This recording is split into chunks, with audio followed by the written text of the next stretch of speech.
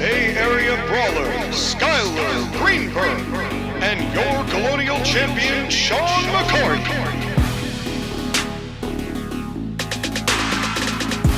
Welcome to the Court-Martail Podcast!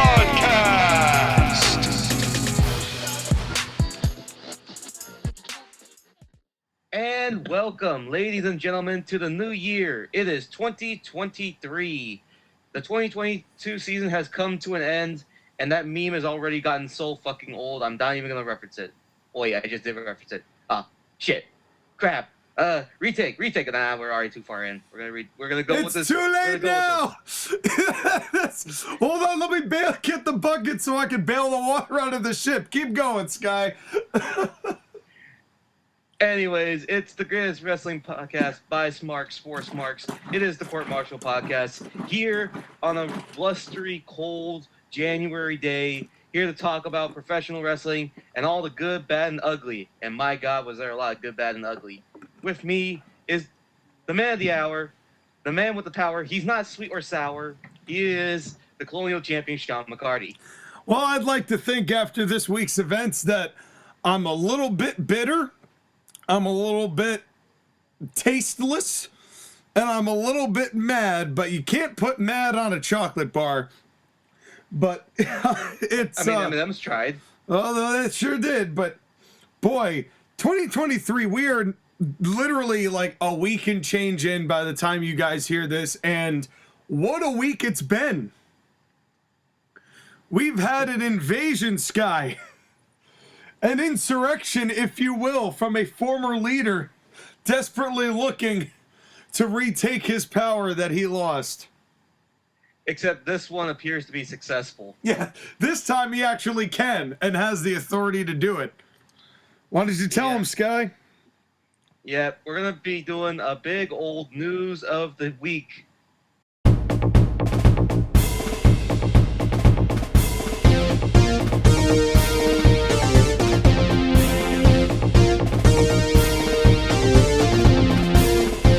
Coming straight to you from the Golden Gate Garage, this is the Wrestle News with Skylar Greenberg.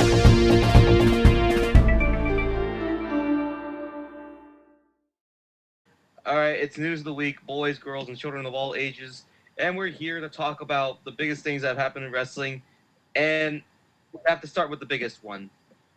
Yeah, and folks, just in case you were wondering if we're doing like a match of the week or anything like that this week, no. Like the last time that this happened, we are basically limited to news and just the news. I've got a little couple pieces, and Josh again. It's been so flustering a year, folks, that I'm forgetting the names of the people I care about. Skylar's got a bunch of news. I have a bunch of news, and of course, the elephant in the room, of course, Sky, is Vincent Kennedy McMahon. He's back. So here's what happened. On January 5th, we heard rumblings late in the day that Vince McMahon was attempting to make a power play to return to WWE's board of directors. Because of the fact that Vince McMahon still owns the most board shares and the most shares in the company, he still holds a wild amount of power.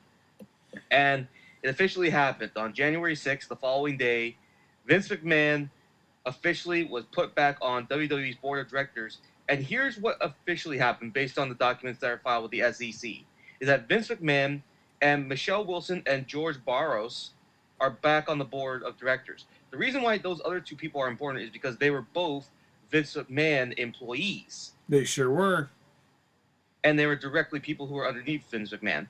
They replaced the independent people who were on the board, such as Alan Wexler, Joanne Loynes-Dillon, and Jeffrey Speed. Those people were hired in place of Vince and his cronies because they were basically there to be independent members of the board.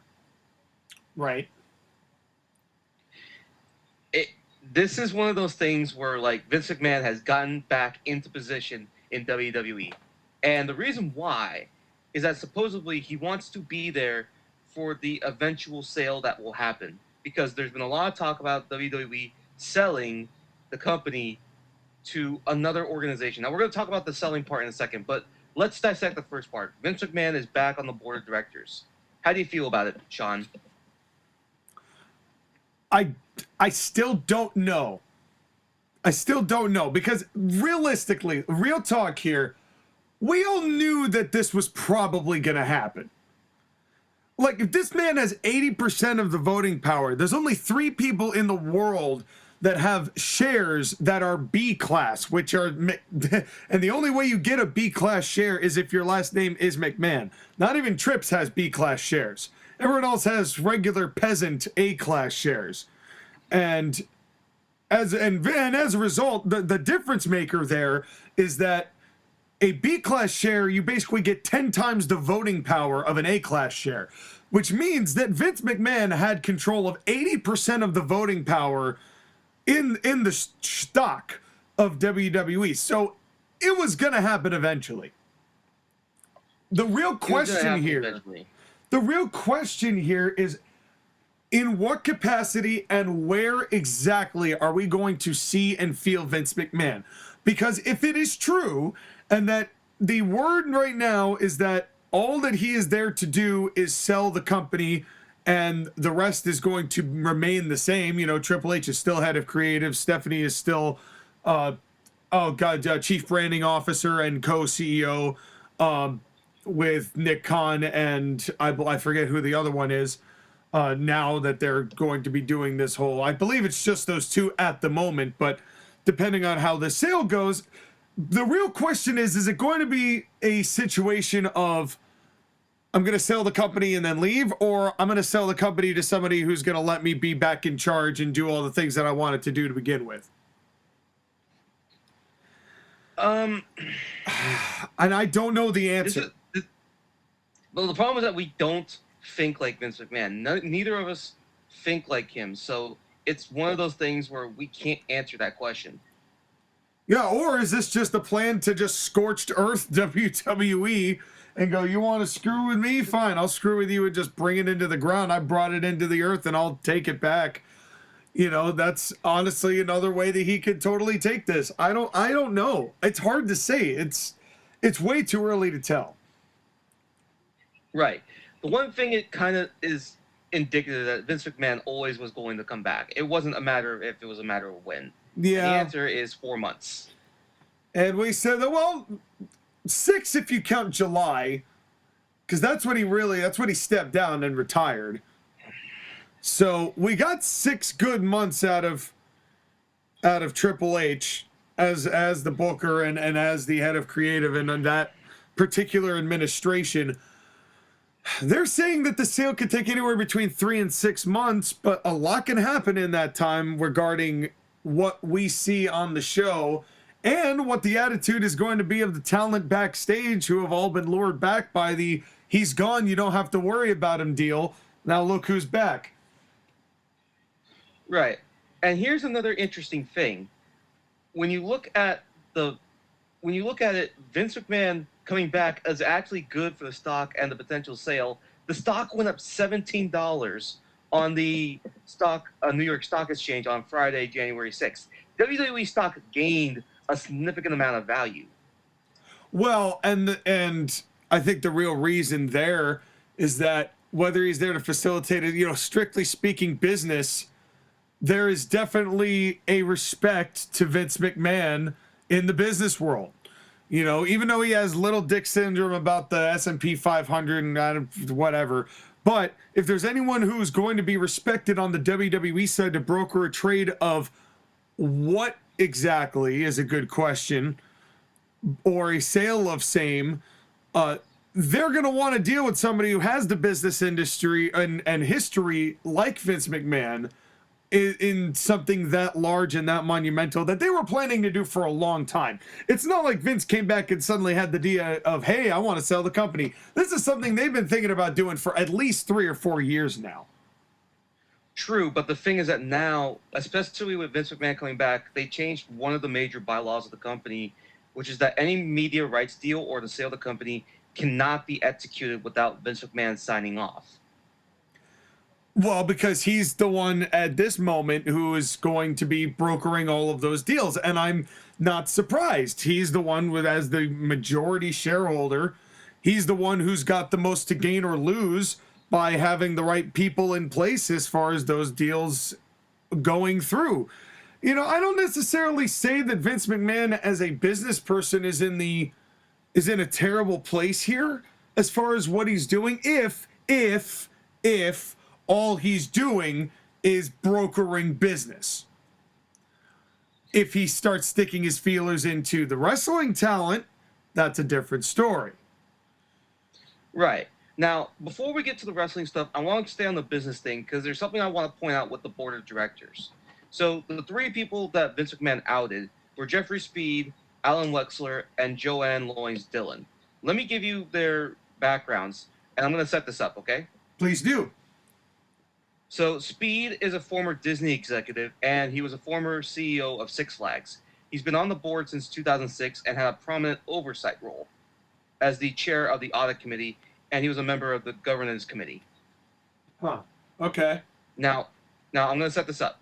Wexler was a former General Motors executive who was named in 2018. Dillon was two of the female board members, along with Stephanie, who had just been put on the board a couple months ago. Right. Now, I want to go to another couple things.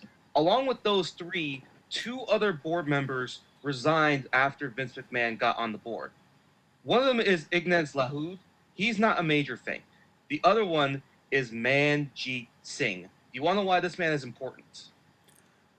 I believe that if I'm understanding the situation correctly from the research I've done, he is the one who was making the most hubbub about the allegations with Vince in the first place. Exactly. He was the lead eternal investigator of the Vince McMahon hush money payments from the Wall Street Journal. He may have been the one to leak the information to the Wall Street Journal about the hush money payments. And the reason why is that Singh pushed hard for WWE to do their diligence and investigate those claims. And if Vince is saying, oh, I got bad advice, pal, I shouldn't have done that, does that mean that they're just going to do what I've suspected they were going to do all along, and regardless of what is true or not, go, oh, well, you know, we don't have any evidence, well. Basically, this is Vince McMahon getting rid of... I mean, Dillon, Wexler, and Lahoud are not really that important in the grand scheme of things. It's Speed, who was in charge of the oversight committee, and Manjeet Singh, who was the investigator, and probably the person on the board who leaked that information to the Wall Street Journal that he needed to get rid of. Well, I didn't really have to get rid of, but it's interesting that those two decided to resign based on the news, probably with the idea that Vince was probably going to fire them anyway, so might as well save some face by resigning and being able to collect an unemployment check. I mean, either way, it's just another sign of Vince McMahon just fucking with people and doing whatever the hell he wants. So let's now, with all this stuff, let's look at the board, okay? And let's look at who's left on the board. All right. Are you ready for this? All right, let's do it. So it's Vince McMahon. Yeah. Stephanie McMahon. Yeah. Nick Khan. Yeah. Paul Levesque, a.k.a. Triple H. Yeah. George Barros and Michelle Wilson, again, the two people who were brought in as Vince McMahon's, friends. Right. Steve Cohen, who has been a known Vince McMahon supporter on the board. Mm-hmm. Michelle McKenna, who is she's probably the most neutral member, but she's not going to challenge Vince at all. And then Steve Palman, another man who's not going to challenge Vince. I mean, when you look at the makeup of the board, now that Manjeet Singh and especially Speed are both gone, there's really nobody left that's going to take away the power from Vince. but here's the problem with this, though. And I think that this is something Vince has to know. Whether he wants to admit it or not, it's something that he has to know. If Vince said, I'm retaking control of creative, and there would be a large number of people who would instantly tune out of the show. However, it's not like they've been gaining tons of people lately anyway either. No, but here's the question, okay? And let me just say this. Have we gotten enough time with Triple H's WWE product to say one way or another if it's going to be able to get people in the future? I think partially. I don't think totally, because these things do take a lot of time, but I think you can get an introspective as to the mindset of the human being in a 6-month period. You know, there was only 6 months of George Scott in WCW before they found out that he was not going to be the guy to book WCW, because that ended up being a complete and utter train wreck.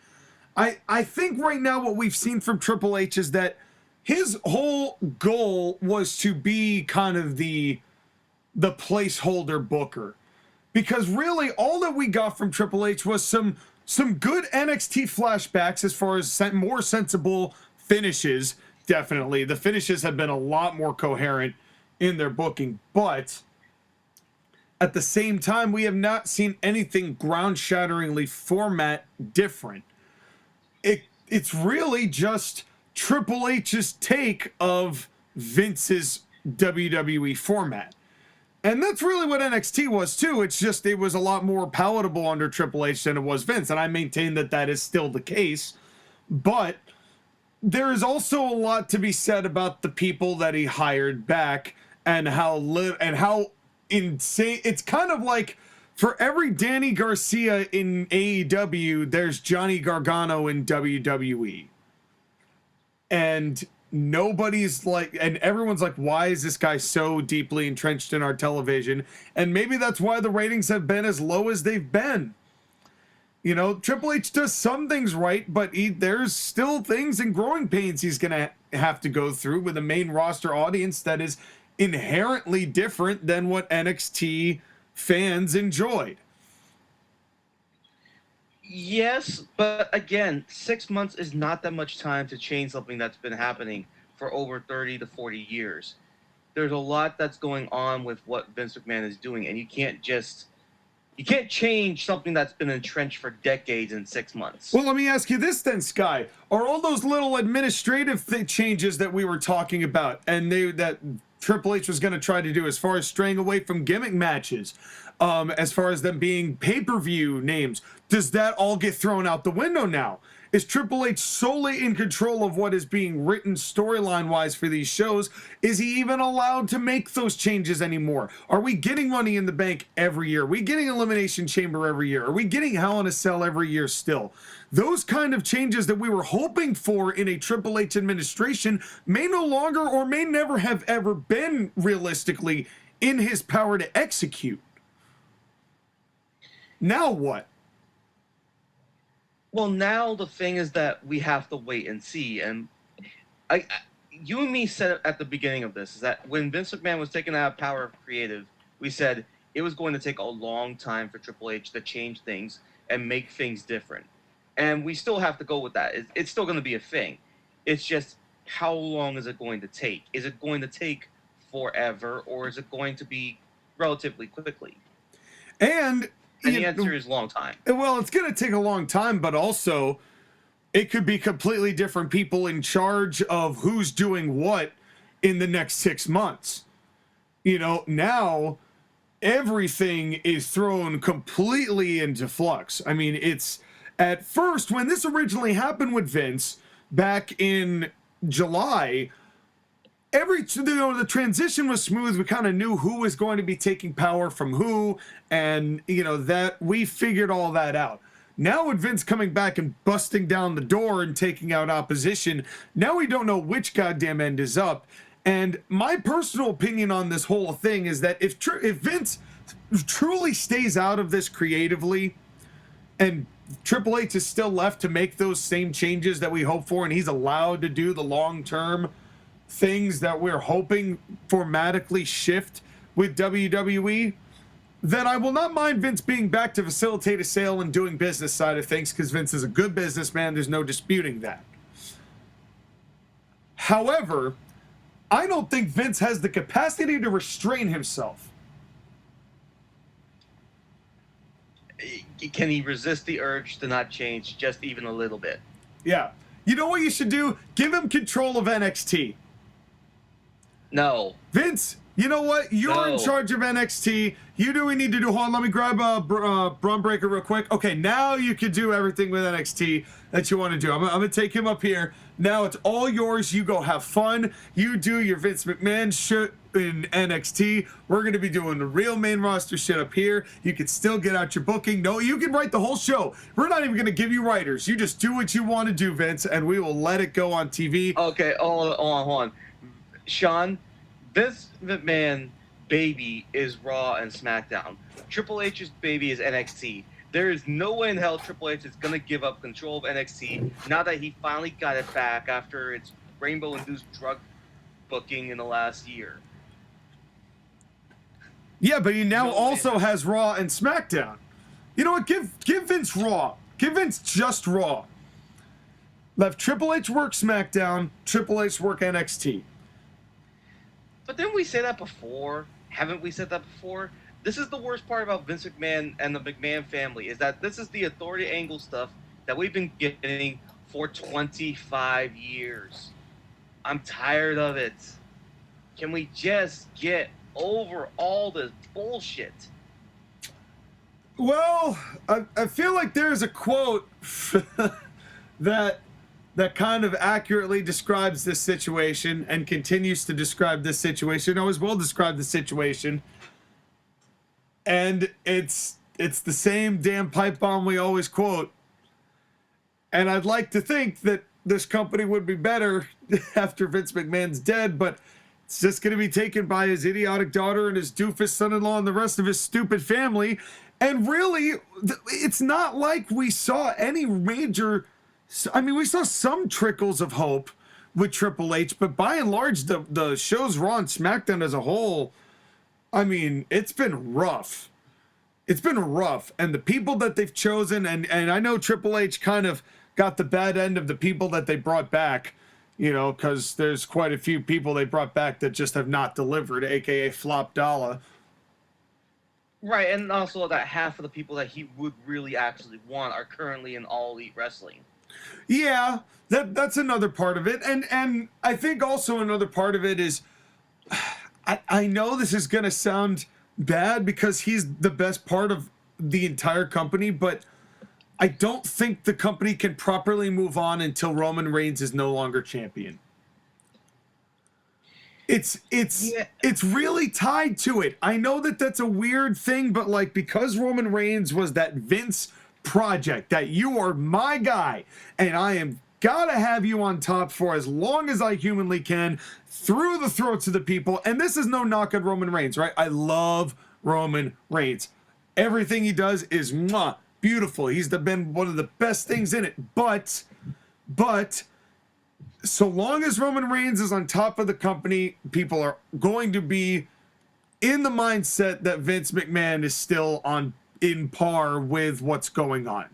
And it's hopefully, I mean, hopefully it's not The Rock that wins it, for fuck's sake.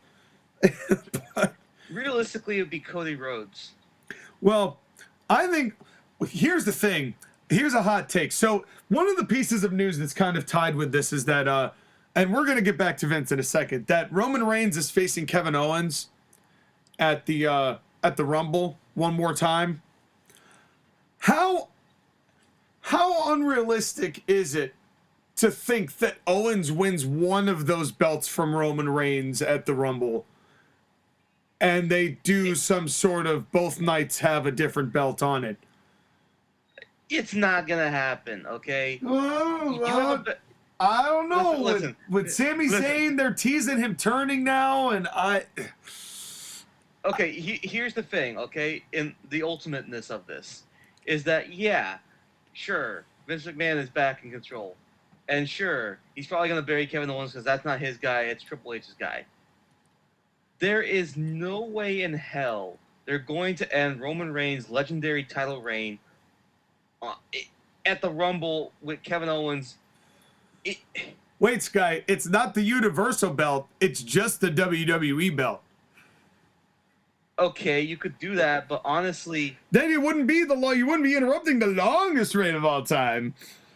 Because the Universal belt has a different history. If it was Brock Lesnar, I would believe it. but it's not. So, well, I'm not saying I want that to happen. Here's the thing. The bottom line of this is that while I'm not necessarily like, oh, now I'm completely like, fuck WWE, I'm never watching this show again, or anything, the way we were at WrestleMania 38. While I'm not there, I will say that I am cautious. I am cautious, oh no, because I get the impression that we will smell Vince's stank in the booking come hell or high water. And I'm still going to watch Royal Rumbles through WrestleMania. I'd still like to do the Royal Rumble through Mania reviews to see now, not just to see how Triple H does it, but to see if Triple H is still in control or if Vince McMahon has kind of stuck his toes back into the water. but it does mean that the Royal Rumble, even more so, is going to determine the future of the wrestling company. Yeah. Because what booking happens at the Royal Rumble determines really not only who's in charge, but who WWE is going to book going forward that they think they can market and be not just the face of the company, but one of the people that will take the company to its newest era, whatever it is.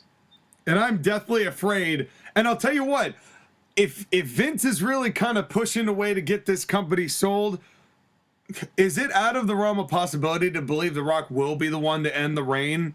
And he'll put all the old names on and give us a fossilized WrestleMania make the allure bigger for investors? I mean, are we getting Rock and Austin 4? No, but I think we could definitely see Austin be a part of something. We could definitely, maybe we get Austin Lesnar finally after all this time. No, that's the thing, is that they've been talking to Austin about wrestling at Mania. They've been talking to Cena and asking about Mania. Do we get Rock and Cena again? Do we get Cena and Austin? Yeah, but who goes over? Probably Austin. I would imagine Cena at this point would not mind jobbing for Steve Austin. It'd be one of the coolest things that Cena could do. Truthfully, I don't think Cena would care. I think Cena at this point, it's like, what is a loss against Steve Austin at this point in my career due to my career? Nothing. Exactly. But that's the whole thing, is that let's go back for a second and go back to the sale thing, because the sale is supposedly going to happen in the next 3 to 6 months. And one of the things that WWE has done is gotten JP Morgan, aka JP Morgan Chase, to help advise the company on the sale. Let's look at the different companies that they could sell it to. And how scared are you? All right, we'll rate these 1 to 5. 1 being the least scared, 5 being exceptionally terrified, peeing in my britches. Now, these are brandied about by the media as potential buyers. So right. We'll also go by a likeliness sale of how likely it is. Right. All right, I will do a 1 to 5 of likeliness and 1 to 5 of shit my britches. Okay, so the first one is Comcast, aka NBC Universal's parent company. They're the ones that run USA Network and currently have Monday Night Raw and Peacock. I would say that they are probably 5 in the likeliness department. I'd say that they're probably the most, and I would say they're probably like pants dry number. I would say they're probably the best case scenario. Just because yes, it would still be the same manufactured horseshit, but at least they're familiar with that manufactured horseshit. So they may be able to work with Triple H when Vince goes to maybe make a better product. I mean, I don't think that I think they'll allow a little bit more in the grit department after Vince goes. There's more to that, but I don't think that's a terrible idea. NBC is a pretty secure company, and they would at least take care of the library the way that they have and would going forward. Right, and of all the options, they're probably the one that would be the most likely, but there are a couple of other interesting ones. Yeah. The next one is Fox, SmackDown's current TV partner. The only thing about them is that they don't have a streaming service, unlike the other options that I'm about to talk about, and they sold off a lot of their assets to the House of Mouse, Disney, so they really don't have that much money. Well, I could understand why Fox would be interested in buying WWE. I also don't know if I don't know how much money Fox would be willing to give for WWE. I think Vince is going to really try to oversell the value of WWE's assets, which, considering that NBC Universal already has the rights to the tape library, what exactly are you selling here?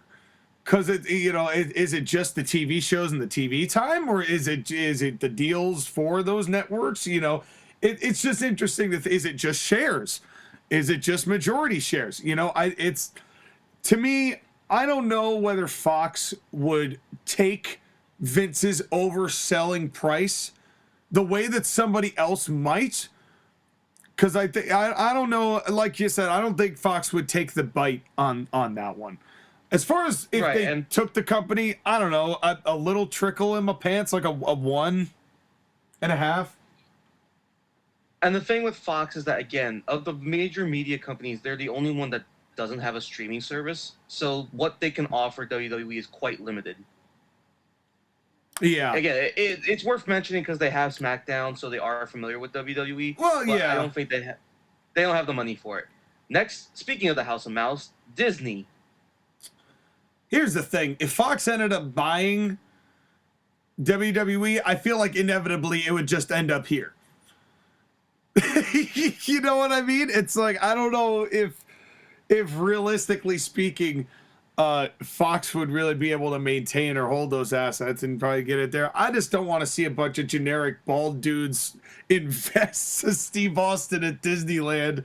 I'm not ready for that. And also, I don't know if Disney would be interested, just considering the baggage of professional wrestling. Yes, I get the tape library would be big for them. Like, I understand that, but at the same time, I don't know. I don't know, because unless they planned on airing it on ESPN, probably ABC, if anything. And it wouldn't. And that's the thing, is that with Disney, the advantage they have is that they have a lot of money. They bought a lot of IPs, and they are trying to fill as much airtime as they have on their different streaming services like Disney Plus, Hulu, or ESPN Plus. So it would make sense for Disney to go after them because they've been acquiring so many things, and eventually in 20, 30 years, Disney won't everything. However, I will say this, though, as a counter to that, and I know this is kind of a weird take to this, but this is something that has to be considered about Disney. How do I put this? Pardon me if this does not necessarily coincide with what you, the fans, believe, but if they went the Disney route, I think for what Disney has been accused of, particularly with what happened with the Lightyear movie and how poorly that did, and with a couple of these other decisions to speak out in a political sense, they would also lose a good portion of their audience trying to over-enact progressive ideas. And that, at this point, if you're looking for trying to gain audience members, you want to stay as far away from politicizing the WWE any more than you'd have to. And I feel like Disney wouldn't be able to help themselves in that respect. So I guess as far as brick shitting, I'd give that like a 4. Because that really would damage WWE's image as a whole, and I think would kill a lot of the audience attached to it. Well, what little audience is left. Yeah, exactly. That's exactly my point. It would make the niche even nichier.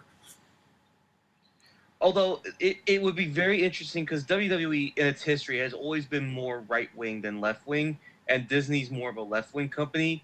That would be such a clash of styles.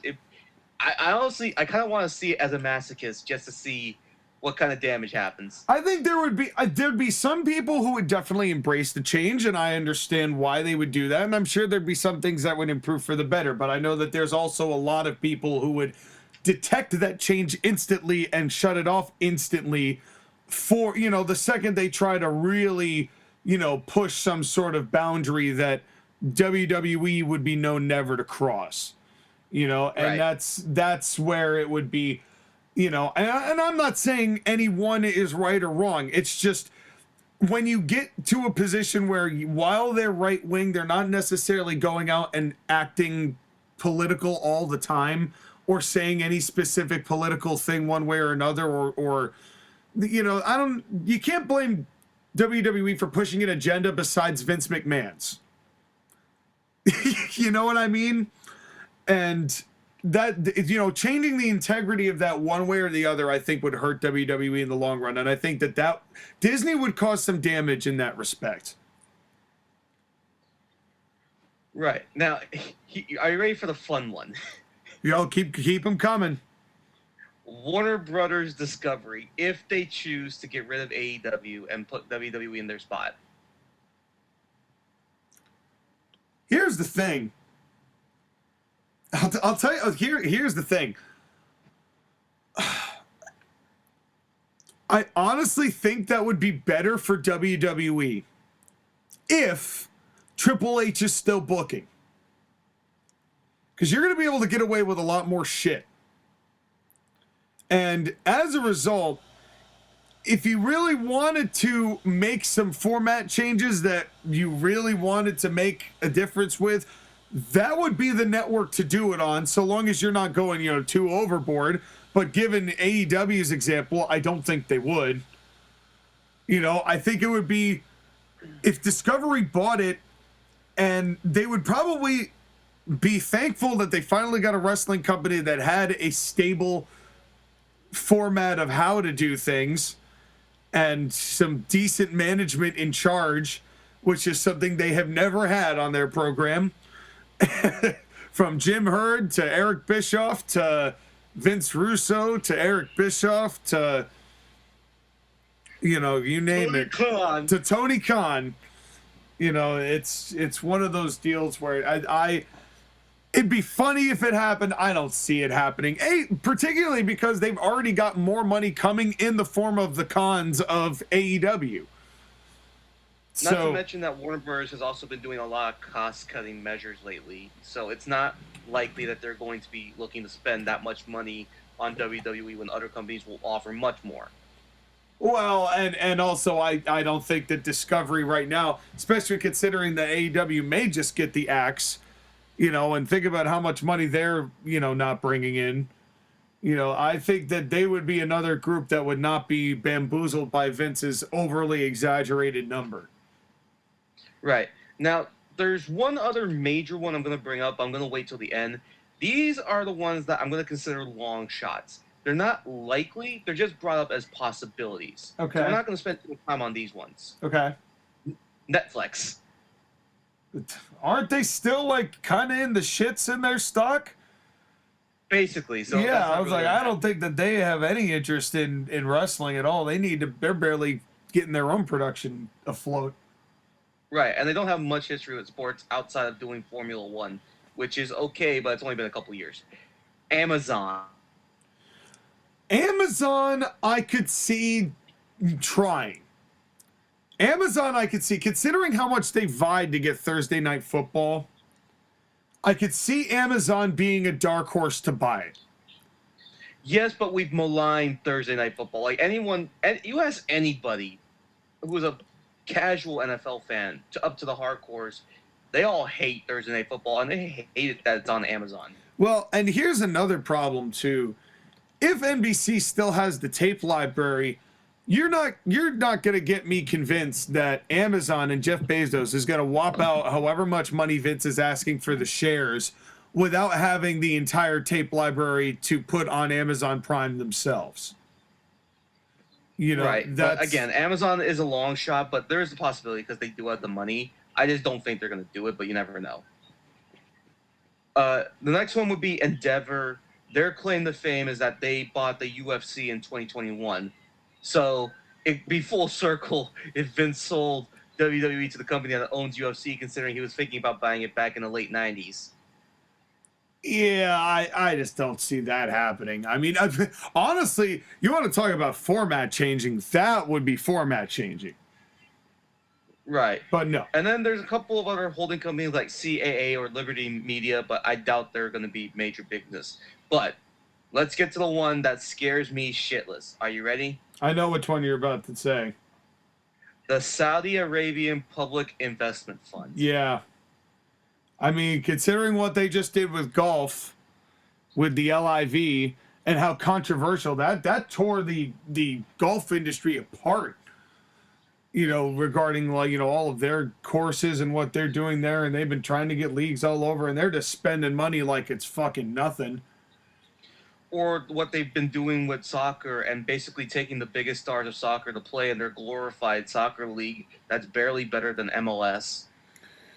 And you know, then all stuff with racing, not to mention the history of WWE shows there and how controversial things are. I'm still waiting on that episode about the plane. Yeah, I just don't know I don't know. It's because we're talking about who's going to take an exaggerated price. How about a person who's not afraid to dole out that kind of money, regardless of whether that money is actually put into proper value in the company itself? That's something I could see Saudi Arabia 100% doing. I could but I also don't think Vince is stupid enough to abandon the entire American audience. I mean, who needs the American audience when you can get fuck you money from the Saudis? Yeah, and then what are they going to do? Host one show a year? I mean, that's the thing, is that WWE at this point for Vince, he's not living that much longer unless he's an immortal vampire. I mean, we've made the joke, but you never know. Never know.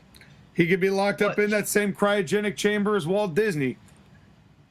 But Vince McMahon is not going to be around for when WWE finally goes down. So he can. This is his last chance to make as much money as he wants to. It really just depends on how he feels. Is he going to scorched earth? If he wants the scorched earth to WWE, he'll sell it to the Saudis. I don't think that's going to happen with Stephanie and Triple H still in charge. Or at least with some level of capacity, you know, they're still on the board and there. I don't think he would do that to them unless they're the ones who told Vince the bad advice and now he's gonna burn them in the same capacity. I don't see that being the case, though. I think Vince would not abandon the American audience, because at the end of the day, whether he lives or dies, I don't think he would want to see AEW gobble up all of literally every WWE talent, or another company come up and grab all of that talent once the Saudis figure out that they can't run a coherent show or they can't even keep any of the talent signed. I don't see that. I don't see that long term being realistic, and I think that Vince still thinks he's going to be there in 20 years. So I don't see him selling it to them on that basis. I really don't. Just imagine if Vince sells it to the Saudis and then the Americans become the evil foreigner heels. Well, folks, I will tell you this. If the Saudis buy WWE, I'm not sure what we're going to do. I'm not sure what we're going to do as far as like watching shows and like keeping the network and like what I'm not sure what's going to happen to the future of the podcast. So we'll cross that bridge if we have to reach it. Hopefully that bridge is burned and thrown away and then rebuilt and then burned again. And then the ashes are put into a crematorium and they're set on fire and then they're pounded together and used super glue to turn it into an ashy piece of wood. And you build bridges out of the ashy super glued wood and then you burn that down. Sean, I have a solution. You want to know what we could do? Well, what could we do, Sky? We could be like Sasha Banks and go to Japan. What, is that how we're going to do this transition? Wow. Okay. Well, tell us about it, Sky. Caught you off guard with that one, didn't I? All right. Fair enough. Fair play. Go ahead. You know what? It came so fast, it was almost like a blue-spotted cheetah. I do my best. That's right. Yeah, Sasha Banks made an appearance at Wrestle Kingdom 17 on January 4th. Now going by Mercedes Mone, M-O-N''E. I thought it was M-O-N-E with an accent. I thought it was Mercedes Monet. Mone or Monet, whatever. That's what I thought it was. Right. Mercedes Mone sounds like the name of a star type. Well, it sounds like a star, all right, but of a different kind of video. Anyways, the point is that Kairi is the IWGP Women's Championship, the first ever IWGP Women's Championship. She defended her title in a 6-minute match. It sucked that she defended her title in a 6-minute match. She probably should have gotten more, but it's whatever. It's Wrestle Kingdom. It takes forever.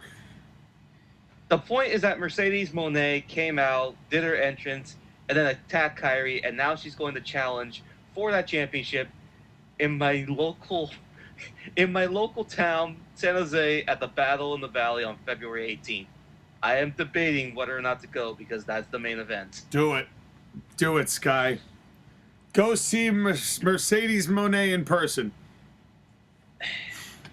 Do it. Listen, go see Jon, that cheetah print hair with the blue splotches that was in it, like somebody had eaten too many Takis and the acidity of the Takis just burned through her skull. And did you watch this debut? No, I just saw the hair. But I am still happy for her, though. I am happy that she is expanding her horizons. Well, yes and no, because here's the problem I have with this, is that debut was widely panned because the attack, quote unquote, was awful. I haven't seen it either. We have to go off of the word of Josh again, although I don't think Josh again would lie to us. No, not when it comes to New Japan. He's got nothing to gain from doing that, unlike most of the rest of the time. But yeah, right. Yeah. But anyways, that one's for free. Yeah, but the point is that supposedly Sasha Banks did a gory Guerrero Bomb special on the Kairi, and Mercedes did one of the worst possible moves you ever could see in a wrestling match, or even in an attack, that was so bad it turned fans who are normally great, like Sasha Banks fans, into like against her. Now, the only thing that we can say is that she's rusty because she hasn't done it for a long time. Can kicks. Can kicks. That's all I'm going to say. But the thing is that this is concerning because there's very much the possibility that this is going to be one of the biggest flops that New Japan ever has because Sasha Banks has to perform. Well, and at the same time, yeah, it could make New Japan look bad, but in the same token, it could also be a wake-up call for Mercedes Mone to go, well, maybe you weren't worth that amount of money you were asking for from WWE. You know, maybe this was not the level. Maybe you ought to work a little bit harder to make your shit look tighter. You know, this is the time to. Maybe you shouldn't spend as much time in the salon as you do in the ring. Just saying, you know, you know.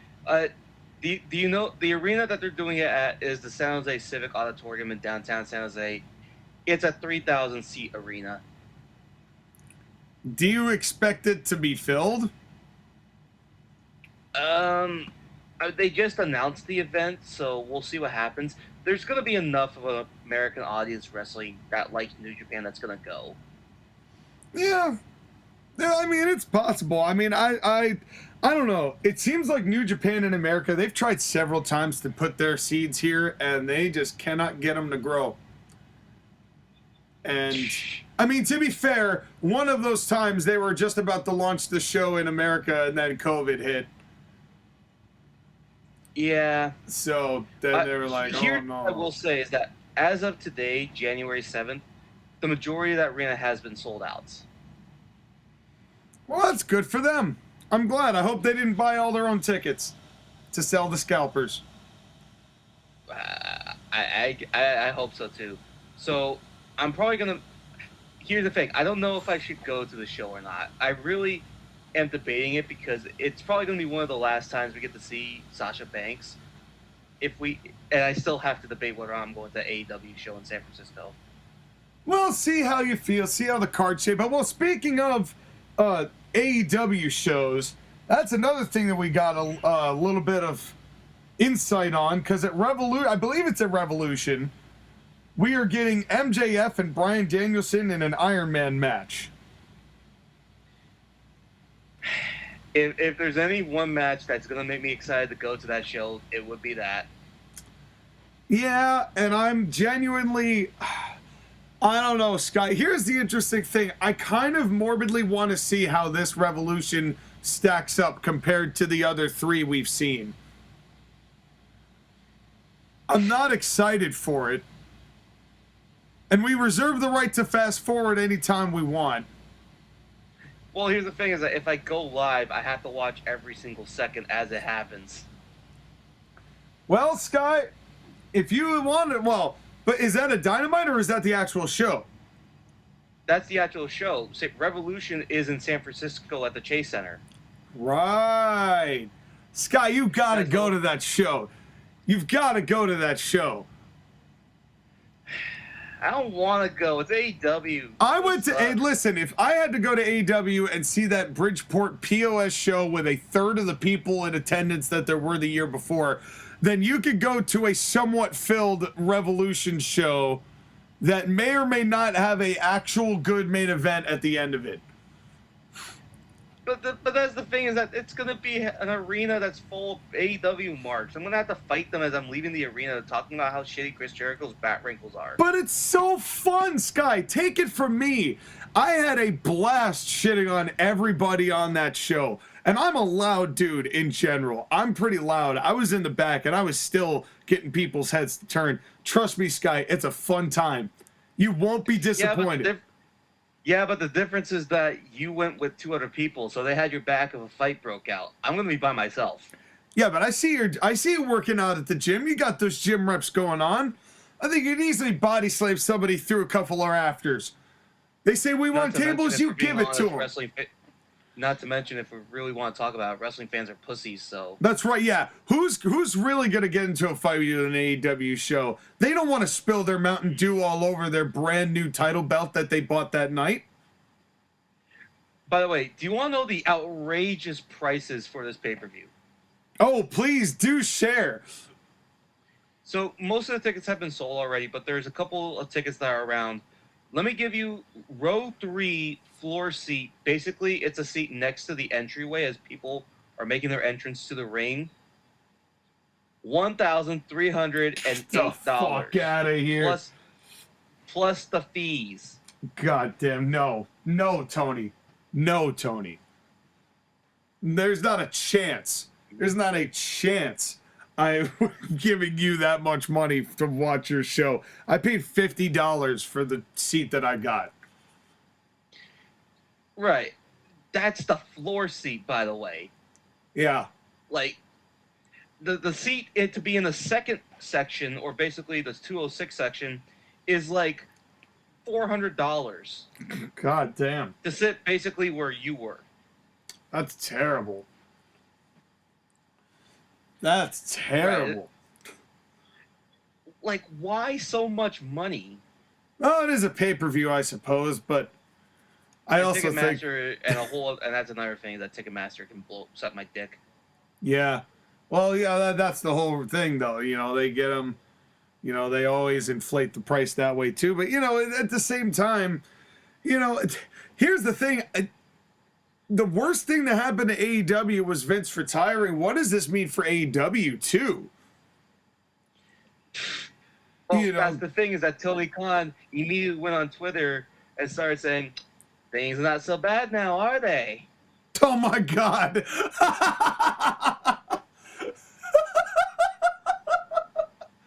Oh, Tony, you're such a mark. It is the most ridiculous thing on the planet. No, literally, do you want to know what he exactly says? Oh, please tell us what he said, Sky. I can't wait. Everyone at work is being so nice to me these past 24 hours. I wonder why. It must be the belated holiday spirits. Yeah, and then on TNT for 2 hours of AEW One TV Live. Friday night AEW Rampage plus Battle of the Belts back-to-back live starting at 10 p.m. Eastern, 9 p.m. Central tonight. Yes, see Chris Jericho's shit-caked nose pulled out of my ass over the last 24 hours as Vince McMahon has come back, and I give him more television time than he's ever had before. I swear to God, these Tony Khan, like, you can send a tweet without having to advertise your show. Well, here's the interesting thing, too. Speaking of AEW, did you hear about this, Sky? The AEW Video Game Championship Tournament. Huh? This is this is actual news. This was posted a few days ago by Nick Miller at Wrestling Inc. But AEW has grown its video game division. The company has announced via AEW Games Twitter account that a tournament will be held starting a few days ago to determine its very first all-elite arcade gaming champion. Taking part is AEW stars Ruby Soho, Ethan Page, Orange Cassidy, Nyla Rose, Penelope Ford, Kip Sabian, John Silver, and Athena. Hosted by Evil Uno. What a goddamn lineup. Okay, so basically this is just a ripoff of Xavier Woods' Up Up Down Down channel. Does that not scream, I need to see all of those people participate in video games? But we don't know which games are going to be played. They may have already happened by the time we were here. I didn't look that deep into it, but do you want to know the answer? Oh, please, Sky, tell us. Mario Kart. That was the game they played. Wow. Amazing. That was one of the games they played. Right, because they did a best of 3 format where Evil Uno would choose the game 3 if it was necessary. Literally game 3. Actually, you know what? No, it was Mario Kart all the way through. Wow, so they even lied. That's cool. Lying's cool. But so just in case you were wondering where AEW's video game department is, Evil Uno has got it under control. But they're making an actual belt for it. Oh, by the way, do you want to know who won? Who did win? Ethan Page. Oh, good. Glad he's, I hope that his alter ego for the fighting games doesn't rip his heart out. Yeah, the finals was Ethan Page, Kip Sabian, and Orange Cassidy. Boy. And, you know, I would rather them watch 20 minutes of them playing video games than pretending they are video games. Even still. But at least when these guys, none of these guys have really suffered a really major accident. And, you know, we've always said, Sky, and I know this is going to be kind of a weird transition, but I do want to talk about this before we close things up today, because I know today is all about news, and I've got a couple more pieces left before we close. But I do want to talk about what happened this week in the football world, because I do want to tie it into wrestling. Okay. Monday night, last week at the time of recording, and I'm sure that unless you live under a rock or you're in a different country, Damar Hamlin was a player on the Buffalo Bills, is a player on the Buffalo Bills, and they were in a middle of an American football game, whether you like or not, you know, sports and football and all that jazz. And there was a routine tackle by Damar Hamlin, the defenseman, nothing to be thought about, brought down T. Higgins, and Damar Hamlin stood up, and then he just collapsed right in the middle. And I'm not going to get into all the details of what happened that day, but they gave him 9 minutes of CPR on the field, and then brought him to the emergency room. There was a lot of discussion about whether they would play or not, but at the end of the day, it was decided that they were going to postpone the game that night. And then we found out a couple days later, when we did not get any answer on what kind of condition that Damar Hamlin was in, that the game itself was going to be canceled altogether. Now, thankfully, Damar Hamlin went into cardiac arrest on the field, and in the days since, and it took a few days to get the knowledge, but he is awake.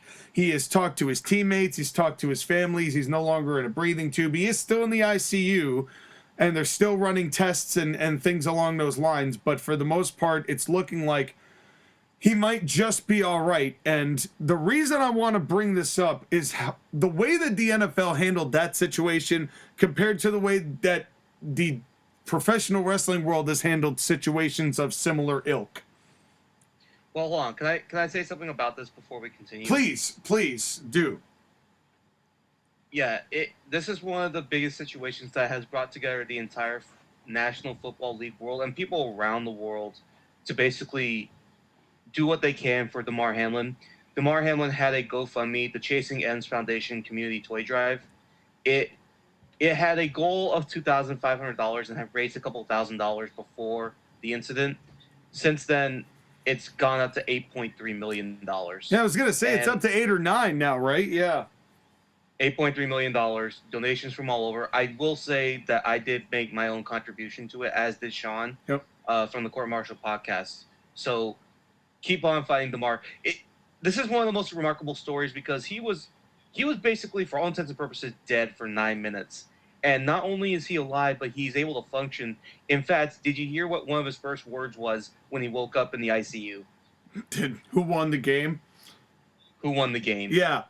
And I think that's one of the wildest things too, because like he didn't know he was out there for like 2-3 days, but it was insane. Just how professionally everything was handled, how tactfully everything was handled, and I know, at least speaking for myself, and basically what I heard from every single person who was talking about this on television or on the internet or anyone who saw it, this rocked quite a few people. It shook me, definitely. I was not quite in a good mood pretty much the entirety of Tuesday. It had bothered me. You never want to see something like that. You feel so uncomfortable. You're afraid that, you just saw a 24-year-old kid die on live television, on national television. And it's also one of those things where, like, this was something that affected the National Football League to the point where they stopped the game. You have to understand that Roger Goodell and the National Football League have been accused of many things, and they push through injuries all the time. I mean, the Tua Tagovailoa stuff. I know I'm not saying his name right. Yeah, oh yeah, and folks, I didn't even give you an update on that because we talked about that many months ago. Tua has since gotten another concussion from the last time we were talking about there and is no longer playing, at least this year, for the Dolphins. We'll see about what happens years going forward, but he's had multiple this year. So just goes to show they put his ass back in and they made the same mistakes. Right. And that's the thing, is that the National Football League is one of those organizations that will breeze by injuries all the time. Yeah. The fact that they stopped an actual game, and not only stopped it, but canceled it because of everything that happened with Damar Hamlin, is remarkable. Yeah. And it sucks that that is the baseline, because in the past, the National Football League has sucked with this stuff. Yeah. Oh, a lot. I mean, it's amazing because if somebody's paralyzed on the field, that doesn't really matter. Someone's insanely concussed on the field, that doesn't really matter. And I know there's been a lot of confusion now, that now that he's okay, or he's starting to be okay, and now everyone's starting to turn their heads back to the game and care a lot less about him, I've noticed, and I'm not surprised that that's the case. But it's wild because the NFL was like, look, we'll just figure out all of this seeding stuff later. That just does not matter now. This is about a young man's life. None of this really, and full credit to the first responders on both teams giving him the life-saving surgery, to the Cincinnati medical team, Cincinnati in the hospital in Cincinnati that he was taken to, not a local, well, excuse me, this is a wrestling podcast, a local medical facility. Props to all of them for all the hard, tireless work that they did. Also, props to Sean McDermott and Zach Taylor, the coaches of those teams, because Sean McDermott was shook, but Zach Taylor, who was the coach of the opposing team, could have very easily have been desensitive and been like, nope, all right, let's get back on the field, let's keep going. And it was like, no, I don't think we should play this game, and that's something that really deserves credit on all fronts of going, okay, we're not going to be able to get our minds back upright and keep playing after all of this. And I only wish, because I'm very thankful that Damar is okay, and this would definitely be a much darker and harder conversation if he wasn't. But why couldn't Owen Hart have gotten that same respect? And that's the thing, is that this struck you specifically because the whole thing with Damar Hamlin reminded you of the Owen Hart situation that Over the Edge in 1999. Well, and here's the thing, right? There's always been talk and debate, and there will be now with this NFL thing, right? There's going to be debate about, did the NFL make the right call canceling the game? There are already people saying no. There are already people saying yes. And I'm sure that Goodell is going to get heat regardless of what decision he made. And people will forget how the entire world felt at this time when we didn't know whether Damar Hamlin was going to live or die, or whether we were going to find out that we all just saw a kid die on the field from a very routine tackle that everyone makes at practice, you know. But there's always that debate whether it was the right move to shut down the show or not.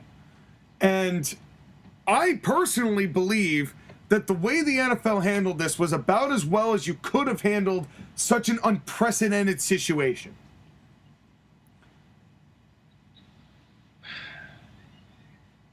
However, I wouldn't have said a thing about Vince's call to keep the show going, because I could understand both sides of that, because that was the original story, you know, that was the original thing with that. And I probably wouldn't have been so upset about the call about to keep the show going at Over the Edge 99 now if I had not seen the NFL handle this situation so tactfully and respectfully for the life and the family of the people involved.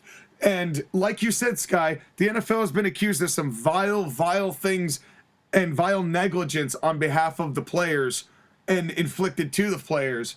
And this was a time when empathy won the day.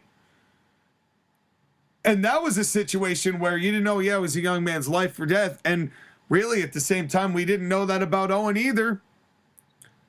Okay, but may I say something? Please. We have to remember this, always about this, whenever it comes to the Owen Hart situation. This was not part of a wrestling match. This was part of an entrance that Vince McMahon basically forced Owen Hart to do. Damar Hamlin, no matter what you say about the injury, happened during the game. And injuries and things like that will happen during the game. And people have died playing sports. That's a thing that's happened. Yep.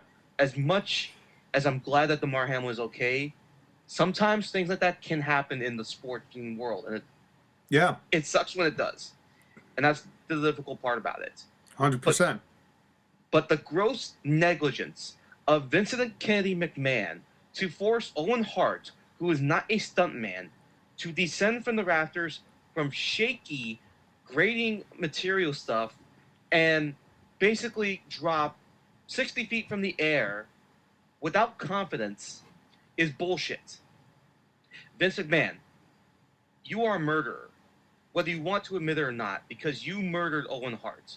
Whether it's indirectly or whether it's second degree or third degree murder, your hands have his blood on them, because you're the one that forced Owen Hart to go down that shaft, go up to the top of the arena, and descend from it with shaky equipment and difficult situations. You're the one that forced him to perform a stunt that he didn't want to do and that he didn't know how to do. And you're the one that decided after 15 minutes to continue with the show because the show must go on. Vince McMahon, you are a total piece of shit. And no wonder the Hart family doesn't want anything to do with your company anymore. And that is just one example of the bullshit that Vince McMahon has done over the years, to keep his company and business going. The Jimmy Snuka stuff, okay, listen. Anybody who's a wrestling fan during that time or since then knows Jimmy Snuka murdered his girlfriend. If we're being honest. Are you right with me, Sean? I mean, the evidence seems pretty damn substantial. And Vince McMahon covered that up. Everything with Brawl for All and attacking people's brains and CTE and all that stuff. All the unprotected headshots. All the dangerous stunts that you have asked people to do. There was a very good chance that Mankind Mick Foley would have died several times, but you approved angles to keep him going. And that's also just Well, Mick. That's also Mick also being a maniac at the same time. So yes, but there were things that he did in his career that Vince McMahon had the power to say, no, you shouldn't do this, but he let him do it anyways. The point I'm trying to make is that Vince McMahon is responsible for a lot of people's injuries and deaths in wrestling, unnecessarily. And Owen Hart is probably the most egregious, because that was a situation you didn't have to do, but you wanted to do it because that's sports entertainment, pal. Well, and it's only feels so much more exposed now that we've seen the opposite decision made. You know, now that we've seen what not having the show going on a major stage and a major scale, what that looks like. And yeah, it was on pay-per-view, and yeah, people bought the pay-per-view, but they just saw a man who would eventually die just fall from the rafters in front of their eyes. They were probably very much shook. Imagine being Jeff Jarrett and told to go out there right after that, 15 minutes after that, and figure out what he's supposed to do. Like, how could you do that? Or Jim Ross having to tell people 10 seconds to tell people that Owen Hart is dead 10 seconds before he has to go back on the air. Yep. Yeah. And that's exactly what, it's just how you do that to your talent. How do you have that little respect and regard for the bit players of your company? And then that's just thing. For all the gross negligence that the NFL has been accused of and actually has allowed, in the same stroke of the paintbrush, this company who allowed Deshaun Watson to get away with innumerable amount of sexual allegations, true or otherwise, and then still play in the same season, this same company saw enough empathy to realize that there was something bigger than football at hand on that night. And that was something that, for a cold, calloused company like the NFL, they didn't have to do. I didn't expect them to do it. Realistically, did you, Sky? Did you expect them to cancel the game altogether? No. No, I didn't. You would have thought too much money on the line. They're not going to do that, And then the fact that the NFL literally just took a step back and said, look, there are things bigger than us in this world than just make, as much as we love making money. And the second we found out he's okay, we switched all of our company logos back to just the NFL, but let's not talk about that. But we demonstrated a moment of something being bigger than the NFL, and that's the human life and human condition. And Vince couldn't do that for his talent, and especially for somebody who had been there for so long. My question is, why do that to them? And you wonder why Jeff Jarrett milked you for money at the end of that year and left. Just saying.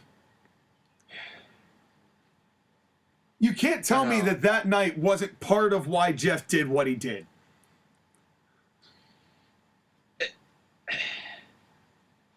Yeah. It's like, because how could you trust a man after that? Honestly, I don't know. It's hard because Vince McMahon is, and I don't mean to say that he's a lunatic, but he's one of those people that just cannot feel empathy for other people. Don E.T. is the same way. He just can't. He doesn't. It's not, his brain's not wired like that. So I'm not trying to excuse that from Vince, but that's a big part of probably why he's just like, we just got to keep going. I can't imagine what it's like to live that kind of life and feel that little. I don't know. And this is the guy who just busted the door back in and took control of the company again. Right. Only more Muppety. Again, the same guy that was willing to do business with the Saudi Arabians, who have their own history of human rights violations. This is the same man who put profit over the well-being of his workers and safety and everything else. And this is one of the reasons why, again, and just bringing it back to Vince, why us as wrestling fans don't want to see Vince McMahon back in power of WWE. Because of the damage that he has wrought over the professional wrestling business and will continue to rot over the professional wrestling business. Yeah, I just don't know what it is, but I'll tell you what now, with all of the free agent movement, because there's going to be a lot of it coming in the next couple of years, 2023 and 2024, now it's a lot more confusing as to which end is up. And that actually kind of brings me to my last piece of news. You may have another one on top of this, but did you hear about the new FTC proposal? Which is? So the federal trade, this is by Dominic D'Angelo of Wrestling Inc., as anytime I bring news to the table, I always quote. The FTC, Federal Trade Commission, just proposed a rule this most previous Thursday that would limit the employer's ability to stop their employee from working for a rival or competitor, benefiting workers and certainly creating an extra layer of intrigue for fans at the top wrestling promotion. The rule takes aim at non-compete clauses and provisions, outright banning them. As for how that connects to wrestling, the proposal covers not just employees but independent contractors, interns, volunteers, and other workers, per the New York Times. Non-competes block workers from freely switching jobs, depriving them of higher wages and better working conditions, and depriving businesses of a talent pool that they need to build and expand, added FTC agency chair, and I'm not making this up, Sky, Lena Khan. How many cons are there here? I ask you. All the cons. How many damn cons are there? And by ending this practice, the FTC's proposed rule would promote greater dynamism, innovation, and healthy competition. So basically what that would mean for all the folks at home is that those 90 days that you have to wait when Vince fires you and we sing that great little guitar tune, those wouldn't exist. You could show up at AEW the next night.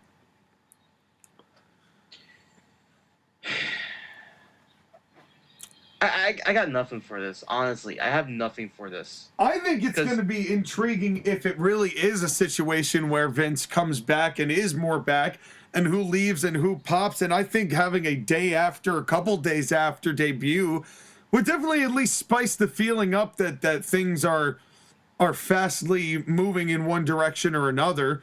You know, it'd be nice to see somebody on Monday be written off and see them appear on Wednesday. That would be fascinating at the very least.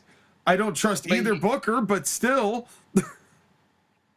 But here's my thing is that, like, you say this, you say all this stuff, right? But I honestly just don't see, honestly, it doesn't matter. I don't know how to describe it other than it doesn't matter, because the people that are working for Vince or for Tony or whatever, we could see a lot of movement. You're right. We could see a lot of movement, and that the FTC did definitely help that out. But it doesn't matter because the booking is going to be still what the booking is. Might I counter that the switching back and forth and those debut entrances might be the only highlight of professional wrestling in 2023? And we'll be able to get them a lot faster now if this rule actually goes into effect. The sad part is that you're right, because people don't see wrestling to see the matches. We see wrestling to see the entrances. No, they see to see the entrances and to see the big pops for the returns or the surprise people that show up. And then the finishes. But here's the thing. If that is in fact the case, what does Punk do with his contract, and what does Tony Khan do with Punk's contract? Because if that rule goes into play and there really is a contract buyout, then that following afternoon, Punk could show up on WWE programming. It's now a situation where what intrigues me about this is that all of these contracts for these wrestlers are going to have to basically be structured very differently to accommodate knowing that somebody could show up on television somewhere else just a few hours later if the circumstances were as such. You know, Andrade could just go, all right, I'm leaving, and show up somewhere else and not have a deal with it. You know, instead of having to do the whole punch you in the face, I'm not going to fire you. Great, then I'll be punch somebody in the face and just go home and get paid. You know, I think that now contracts are going to have to be structured differently, and that could see some things change as far as how wrestlers are treated. Do we see now a shift to employees to make it now that they can lock wrestlers down for longer amounts of time? It's hard to say. Yeah, but I mean, the length of those contracts, I hate to say this about WWE, but their lawyers division is very, very good. So they're going to get the most out of their contracts.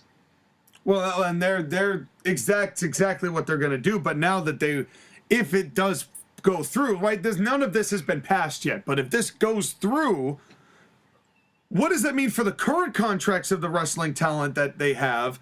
Now knowing that if, you know, they leave or are released, they're just free to do whatever they want. Does it make WWE more open to granting releases? Or are they going to be more conservative with the way that they have talent managed? And same question in regards to Tony Khan. I think it depends on the ebb and flow of wrestling. We have to remember with WWE and AEW that their contracts are typically 3 to 5 year deals. We'd have to watch them as they're happening.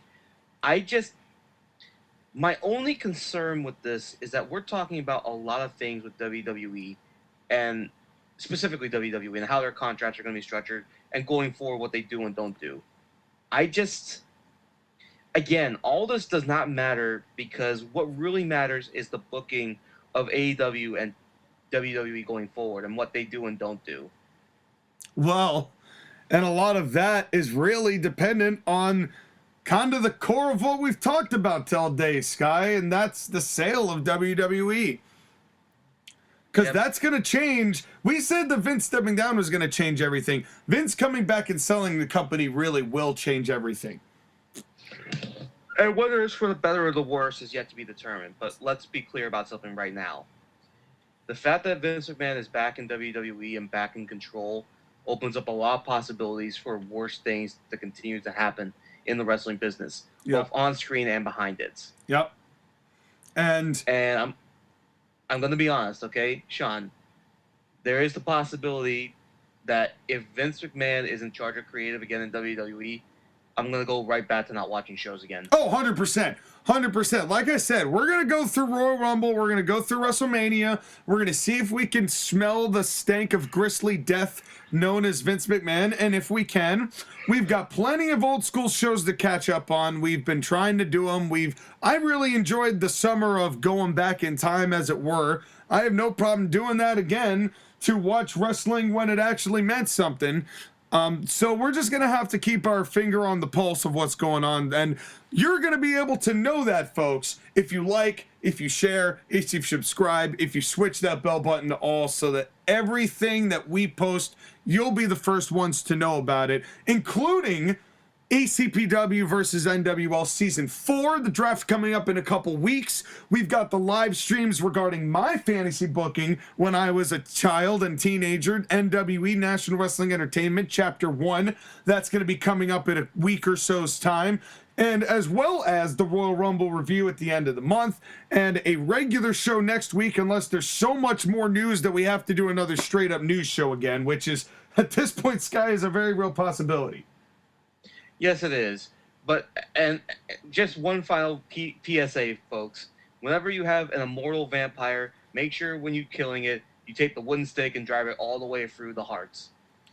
And then stick it in the cryogenic chamber next to Walt Disney. You put a couple Mickey Mouse ears on it, and you just freeze that away, brother.